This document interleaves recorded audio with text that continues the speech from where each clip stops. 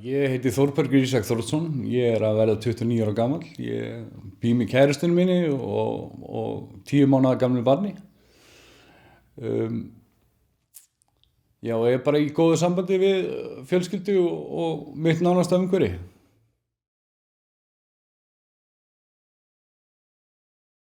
Móðir mín lést þegar ég var 5 ára gamall og, þá tekur pabbi upp með annarri konu og við svona 9 ára aldur þá flytjum við til Danmerkur og það var svona mikill alkoholismi í gangi og þú veist á þessum tímabili það fannst mér að vera að kippa mig svolítið úr mínu eigin samfélagi og þú veist fór að leita svona í svona samþykki til aðra hópa og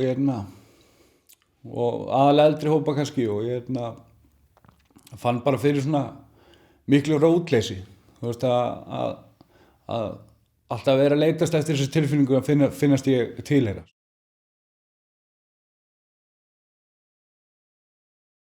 Að vera faðir þýðir fyrir mér að þú berð ábyrgð á manneskju.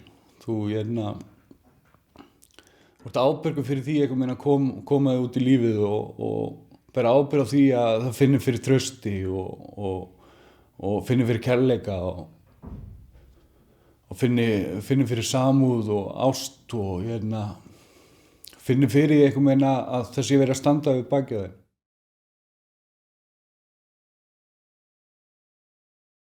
Já, nei, því miður. Þá fékk ég enga fræðslu um það hvernig það yrði að vera verandi faðir, allavega ekki frá samfélaginu og heldur ekki ríkinu, sko.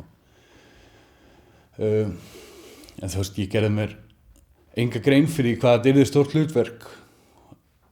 En þú veist, ég fékk margar ábendingar þú veist, hvernig þetta myndi verða og gerði mér alveg grein fyrir þetta yrði erfitt og þetta yrði náttúrulega bara aðlögunarferli. En þú veist, þetta er miklu stærra hlutverk heldur en ég bjóst við.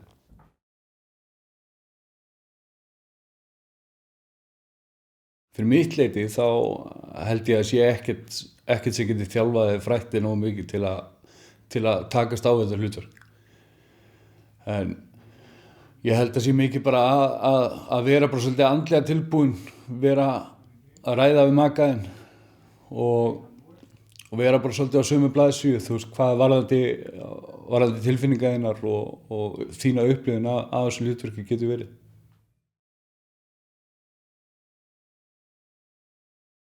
Hvaða ráð myndi ég vilja gefa? Náttúrulega fyrst og fremst bara kaupa notað. Það er alveg klárlega eitthvað og nýtaði bara stuðningi sem í kringu, þú veist, foreldrar, þú veist, ef þeir eru til staðar þar að segja og nýtaði bara alla þá hjálp sem getur mögulega fengið. Myndi ráðleggja þér að kynna þig betur kannski með uppeldisfræði og hvaða stefnu þú vilt taka í. Svo bara hafa þetta svolítið samlega bara móðurinni.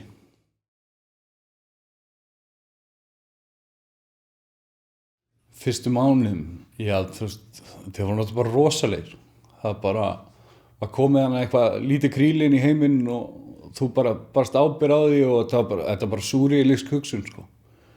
Þú veist, það var náttúrulega mikið svefnleysi fyrst sinn og maður í raun og veru vissi ekkert hvað maður var að gera þannig séð.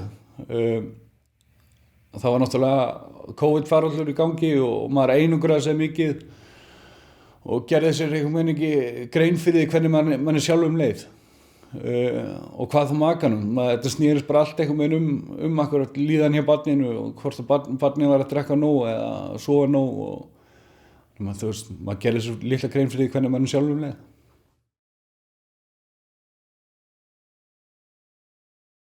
Fyrstu sinn þá hélt maður bara að þetta væri eðlilegt. Að það væri bara drullu erfitt að eignast barn og lítið svefn og að það væri bara aðlögunartímabil.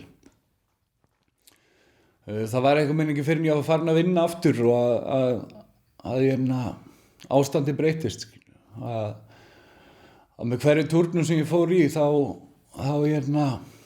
var ástandi verra á heimilinu. Þú veist, það var mikil vanlíðan og og ég fór að ræða þetta við félaga minn sem að lýsti fyrir mér að hann hafði upplifað svipað með konunni sinni og hann kom mér í samband einhvern veginn með hana og hún útskýrði fyrir mér bara þú veist hvað hún hefði upplifað og hvert hún leitaði sér hjálpar til fagaðila og við leituðum þangað og það kom svo í ljós bara að þetta væri fæðingarþunglyndi sem að við varum að díla við.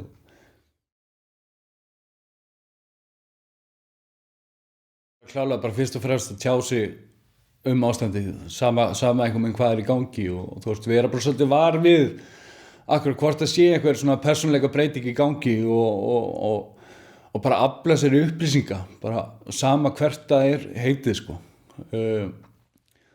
Standa bara svolítið saman og hlúa bara svolítið að hverju öðrum.